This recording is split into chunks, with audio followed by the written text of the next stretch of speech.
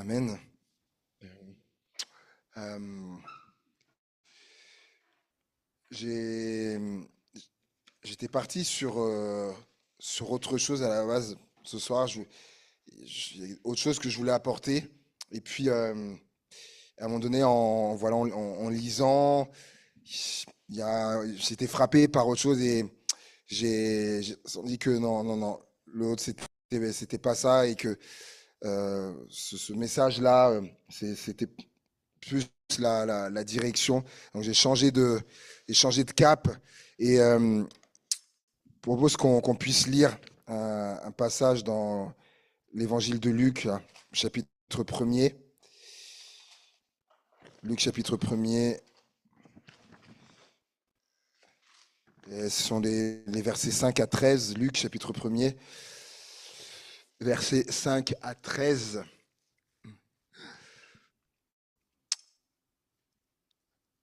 Alors, donc Luc chapitre 1er, versets 5 à 13. Du temps d'Hérode, roi de Judée, il y avait un sacrificateur nommé Zacharie de la classe d'Abia. Sa femme était d'entre les filles d'Aaron et s'appelait Élisabeth. Tous deux étaient justes devant Dieu, observant d'une manière irréprochable tous les commandements et toutes les ordonnances du Seigneur. Ils n'avaient point d'enfants parce qu'Élisabeth était stérile et ils étaient l'un et l'autre avancés en âge. Or, pendant qu'il s'acquittait de ses fonctions devant Dieu, selon le tour de sa classe, il fut appelé par le sort, d'après la règle du sacerdoce, à entrer dans le temple du Seigneur pour offrir le parfum. Toute la multitude du peuple était dehors en prière à l'heure du parfum. Alors un ange du Seigneur apparut à Zacharie et se tint debout à droite de l'autel des parfums. Zacharie fut troublé en le voyant et la frayeur s'empara de lui. Mais l'ange lui dit, ne crains point, Zacharie, car ta prière a été exaucée. Ta femme, Élisabeth, t'enfantera un fils et tu lui donneras le nom de Jean. Amen. J'ai donné tout simplement comme titre à ce message et normalement ça va s'afficher, Gab est aux commandes. Tout simplement, ta prière a été exaucée. Selon la parole de l'ange, ta prière a été exaucée. Donc il est question là de Zacharie, qui est un sacrificateur. Pour faire simple, si on doit utiliser un mot, par exemple, d'aujourd'hui, là, on dirait que c'était un fonctionnaire, on va dire, du temple à l'époque. Merci, Gabriel. Et donc, il a épousé donc, une fille de sacrificateur également, Élisabeth, fille donc d'entre les filles d'Aaron. Et en gros, en fait, on voit que chez eux, les sacrificateurs, c'est une histoire de famille. C'est une histoire de famille. Et ça m'a fait penser un peu à moi, ma femme, dans ce sens que donc ma femme, donc elle a épousé un pasteur. Voilà, je suis pasteur. Il faut savoir que ma femme, son frère est pasteur. Sa sœur à ma femme, sa sœur, elle est mariée à un pasteur. Mariée à un pasteur, du coup, dont le papa est lui-même pasteur. Et donc mon beau-frère, donc mes beaux-frères, ils sont pasteurs. Mon autre beau-frère, donc qui est pasteur, sa femme à lui, son père à elle est pasteur. Donc c'est vraiment, c'est quand on se retrouve tout ça, c'est des pasteurs de partout, voilà, avec au passage avec des blagues de pasteurs qui sont pas toujours très les plus drôles. Et il dit tous deux, Élisabeth et Zacharie, tous deux étaient justes devant Dieu, observant d'une manière irréprochable tous les commandements. Et là, on pourrait dire, elle est pas mal la description. Hein. Tous les deux justes devant Dieu, observant tous les commandements hein, de Dieu et les ordonnances. Pas mal la description, on pourrait dire presque on pourrait dire un 20 sur 20, presque niveau de la piété. Là, ce serait cool qu'on dise ça de nous. Hein. Il est juste devant Dieu, irréprochable, respecte toutes les ordonnances, tous les commandements de Dieu. Ah. Donc, il est bien dit tous les commandements. Donc, c'est-à-dire que ils aimaient Dieu. Si je reprends par exemple les 10 commandements, ils aimaient Dieu. Ils n'adoraient pas d'autres dieux. Ils ne mentaient pas. ils ne volaient pas, ils ne convoitaient pas, ils n'ont tué personne dans la vie, ils n'ont pas commis d'adultère, ils ont honoré leurs parents, ils ont respecté le jour du repos, etc. Donc, sur ça, aucun reproche à faire. D'ailleurs, il est dit d'une manière irréprochable, c'est-à-dire que tu ne peux pas faire de reproche. Aucun reproche à faire. Et pourtant, la Bible dit qu'il n'avait pas d'enfant, car Élisabeth était stérile. Pourquoi je dis ça? C'est que tu peux être juste devant Dieu.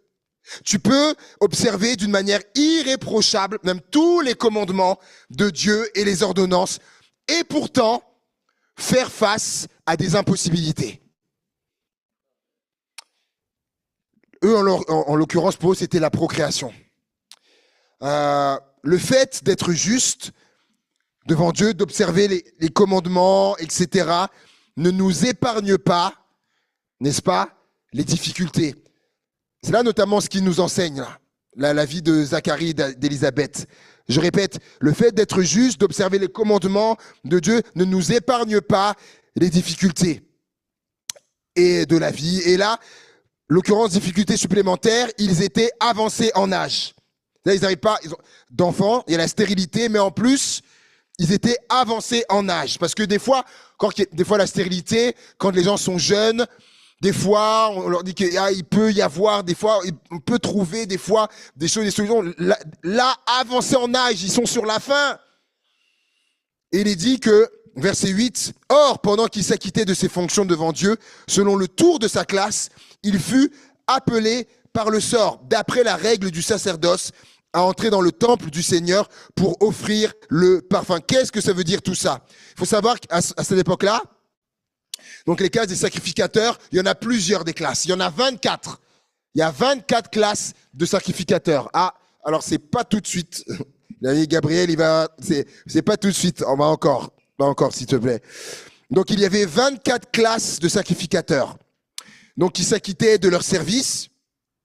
Donc, à savoir, donc, regardez, donc, 24 classes. Dans une année, il y a combien de semaines? C'était presque 52 semaines. Donc 24 classes de sacrificateurs, c'est-à-dire que comme c'était un roulement, en fait, ils y passaient du coup en gros 2 semaines, parce que 24 fois 2, 48, 2 semaines par an par classe. Donc imaginez avec le roulement, 2 semaines dans une année, c'est pas beaucoup, 2 semaines dans une année. Et donc ils avaient la possibilité donc d'allumer le feu sur l'autel des parfums. Là, tu peux montrer l'image, s'il te plaît, Gabriel, merci. Donc, ils avaient la possibilité, voilà, d'offrir donc le parfum, voilà, sur l'autel. Il faut savoir donc c'était un immense privilège. C'était un immense privilège, même un honneur. Et pourquoi un privilège? Pourquoi un honneur? Parce qu'il faut savoir que ça arrivait en moyenne, pour un sacrificateur de faire ça, ça arrivait une fois dans sa vie entière. Une seule fois. Vous avez vu le nombre, 24 classes, et ils étaient nombreux par classe. Donc, dans une vie, ça arrivait une seule fois. Et quand ça arrivait, parce que il pouvait arriver que ça n'arrive pas. Il y avait certains qui ont attendu ça toute leur vie, sans jamais le vivre, des sacrificateurs.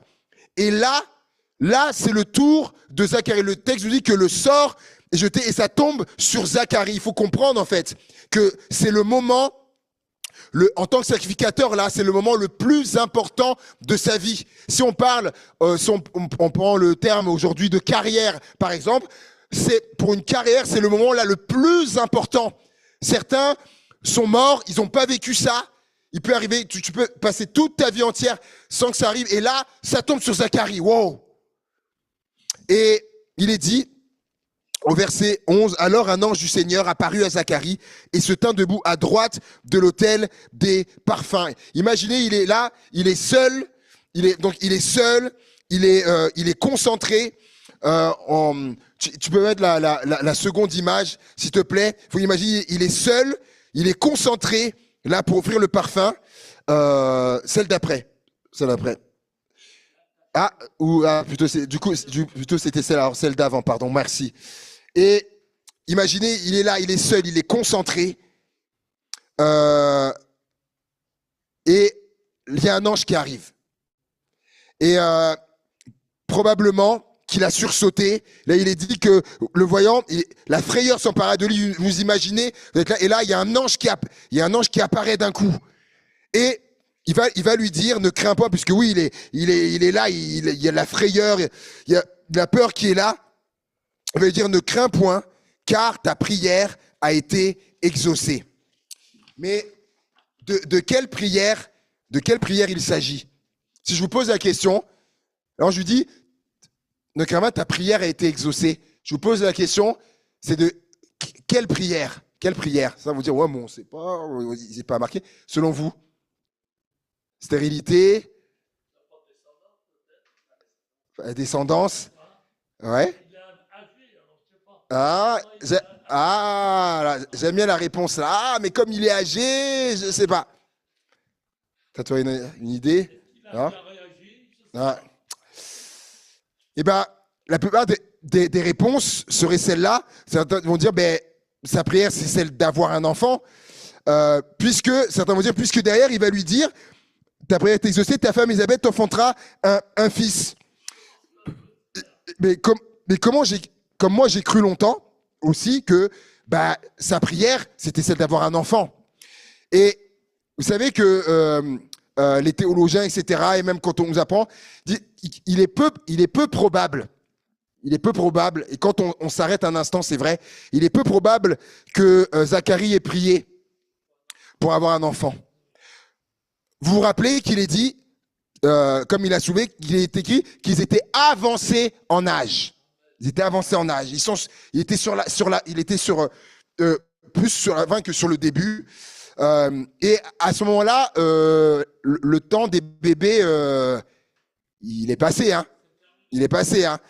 Et certains pourraient dire, oui, mais regarde Abraham et Sarah, ils étaient avancés en âge aussi, et il y a eu l'enfant. Oui, mais Abraham, il n'a pas prié. Il s'est pas dit qu'il ait prié. C'est Dieu qui lui a dit, voilà, regarde les étoiles, le ciel, etc., tout ça. Et c'est Dieu qui a décidé, mais regardez d'ailleurs. Après de 90 ans, Abraham, il priait plus pour ça, puisqu'il va dire, Sœur, je m'en vais, et c'est mon serviteur Eliezer qui va hériter, c'est à lui que je vais donner. Donc, il priait plus pour un enfant. Bah oui, c'est derrière. Et je vais du coup poser la question à notre frère, parce que là, ici, tu es notre doyen. Toi, tu as quel âge, Simon? Il va sur 82 ans. Donc, on est si on était à la place de Zacharie, tu as 82 ans, est-ce que, là, qu'est-ce qu'il va me demander? Je vois son visage. Est-ce que, à ton âge, est-ce que tu prierais pour avoir un bébé? Là, tu vas avoir 82 ans. Non.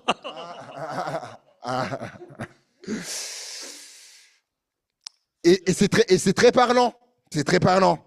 Et voilà.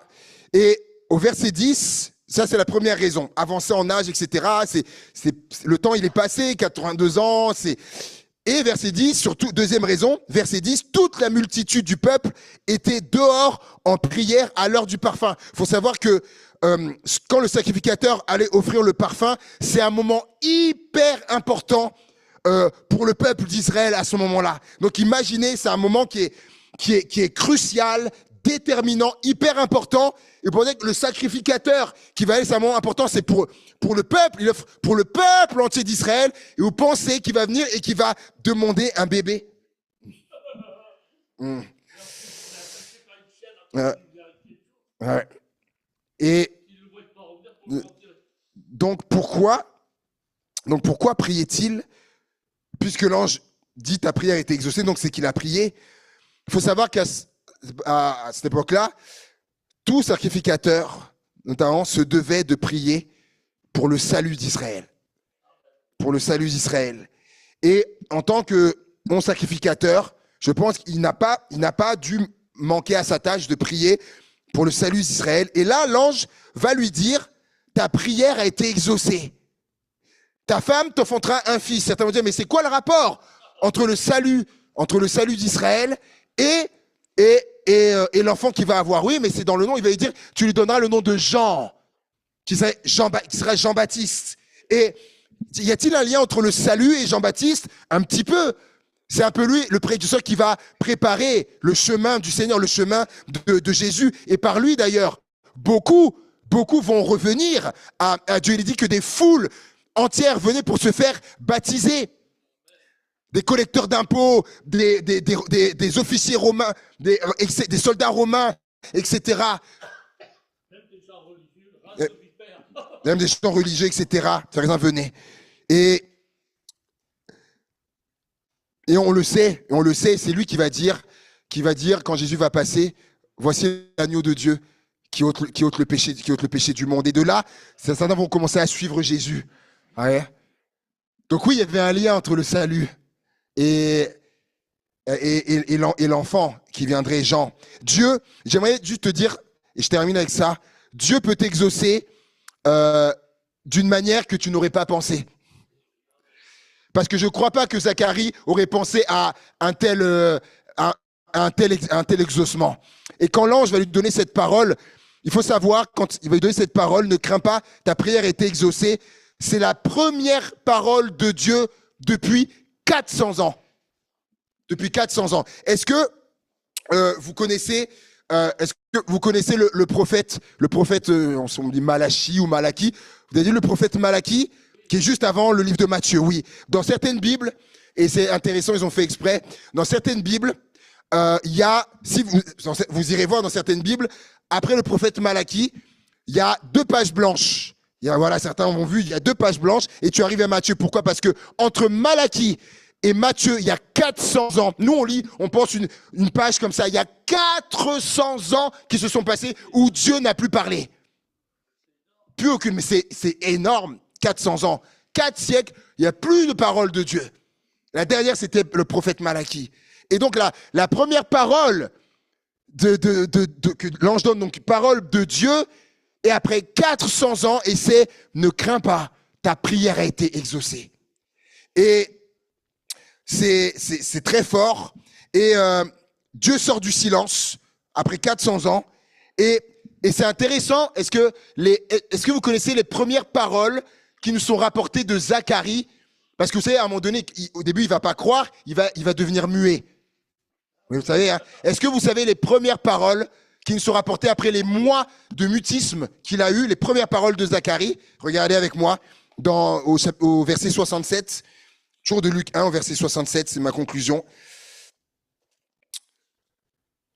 Verset 67. Il dit, Zacharie, son père, fut rempli du Saint-Esprit et il prophétisa en ces mots. Béni soit le Seigneur, le Dieu d'Israël, de ce qu'il a visité et racheté son peuple. Et il nous a suscité un puissant sauveur dans la maison de David, son serviteur, comme il l'avait annoncé par la bouche de ses saints prophètes des temps anciens. Un sauveur, deuxième fois, un sauveur qui nous délivre de nos ennemis et de la main de tous ceux qui nous haïssent. Donc, quand on voit les premières paroles, après des mois où il ne pouvait plus parler, où il est question du sauveur, et quand l'ange lui a dit, ta prière a été exaucée, et c'est premières où il se réjouit, oui, on a un sauveur, on comprend l'objet de sa prière. Et d'ailleurs, ça a ouvert, cette parole, ne crains pas, ta prière a été exaucée. Ça a ouvert la voie à d'autres, après qui ont entendu ça, en la personne de Corneille, qui priait, et l'ange va lui dire, ne crains pas Corneille, tes aumônes, Dieu a vu tes aumônes, et ta prière a été exaucée. Ta prière a été exaucée. Et je pense que c'est une parole pour quelqu'un ce soir, peut-être qui est là ce soir, je sais pas, ou à travers le Zoom, de recevoir cette parole, ta prière, crains pas, ta prière a été exaucée. Je ne sais pas ce qu'il y a dans les cœurs, ce qu'il y a, les prières qui sont montées, mais je crois qu'il y a une parole qui résonne là. Tu me dis, Dieu dit à quelqu'un, ne crains pas, ta prière a été exaucée. Amen. Amen. Alléluia, Jésus. Seigneur, merci pour ces temps que tu nous as permis de passer ensemble. Merci, mon Dieu, pour les prières qui sont montées vers toi. Et on croit, Seigneur, que tu as exaucé, Seigneur. Alléluia. Et peut-être qu'on ne voit pas encore, alors qu'on priait, on ne voyait pas, mais on croit qu'on verra. C'est comme l'Église qui priait pour Pierre qui était en prison. Alors, tu avais déjà commencé à dire, tu avais déjà exaucé, alors que eux étaient toujours en train de prier dans cette maison. Ils sortaient de la prison, qu'eux étaient toujours en train de prier. Ils ne savaient pas, mais ils avaient déjà été exaucés. Alléluia, Seigneur. Merci, mon Dieu, pour ça qu'on a passé ce soir. Je crois que des choses se sont passées dans les lieux spirituels, dans les lieux invisibles. Des choses se sont passées, Seigneur, et que nos yeux verront. Alléluia. Merci parce que tu nous as exaucés, Seigneur. Bénis tout un chacun encore ce soir. Et pour cette suite de semaine, sois encore avec chacun. Conduis toutes choses pour la vie et dans la vie de chacun, là où il sera, ce qu'il fera, avec qui il sera. Conduis toutes choses, Seigneur. Dans le nom de Jésus et pour ta seule gloire, Père. Amen. Amen. Que le nom du Seigneur soit glorifié. Alléluia.